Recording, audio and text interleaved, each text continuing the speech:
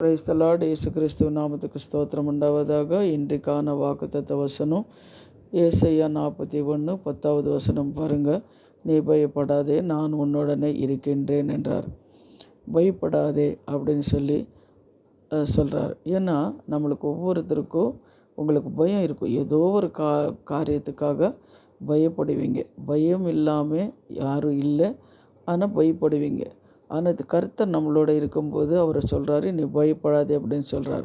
அதே ஆதியாகம் 15:1 நீங்கள் பாருங்கள். அப்ரகாமுக்கு தரிசனத்தில் உண்டாக்கி அவர், அப்ரகாமே நீ பயப்படாதே, நான் உனக்கும் கேடகமும் உனக்கு பெரிய பலனுமாக இருக்கிறேன் என்று ஆண்டவர் சொல்கிறார். அதுபோல் தெய்வ ஜனமே, உங்களுக்கு கூட அப்ரஹாமுக்கு சொன்ன அந்த வார்த்தை தான் உங்களுக்கும் எனக்கு கூட சொல்கிறார். நீ பயப்படாதே, நான் உன்னை ஆசீர்வதிக்கிற தேவன். என்ன காரியம் இருந்தாலும் சரி, என்ன கஷ்டங்கள் இருந்தாலும் சரி, நீ பயப்படாதே.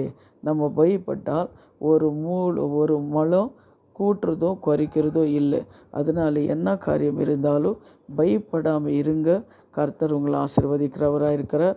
அப்ரஹாம் கொடுத்த அந்த வாக்குத்தத்த வசனம் உங்களுக்கு கொடுத்திருக்கிறார்.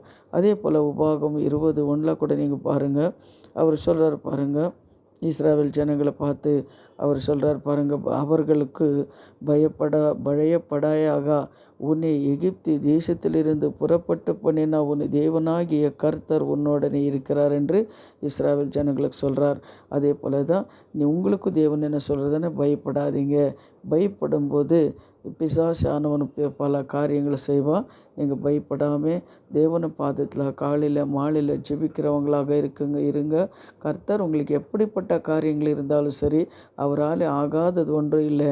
அவர் பாதத்தில் நீங்கள் மனகால் போட்டு நீங்கள் ஜெபிக்கும் போதே கர்த்தர் உங்களுக்கு அற்புதங்களை செய்கிற தேவனாக இருக்கிறாரு.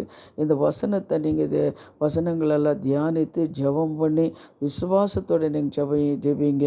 கர்த்தர் உங்களை ஆசீர்வதிக்கிறவராக இருக்கிறார். இப்போ நம்ம ஜெபிக்கலாம்.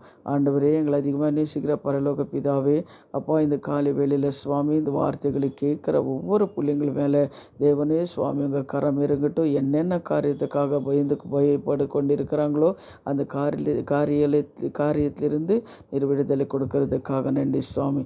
இயேசுவின் நாமத்தை ஜெபிக்கிறோம் பிதாவே, ஆமேன். God bless you.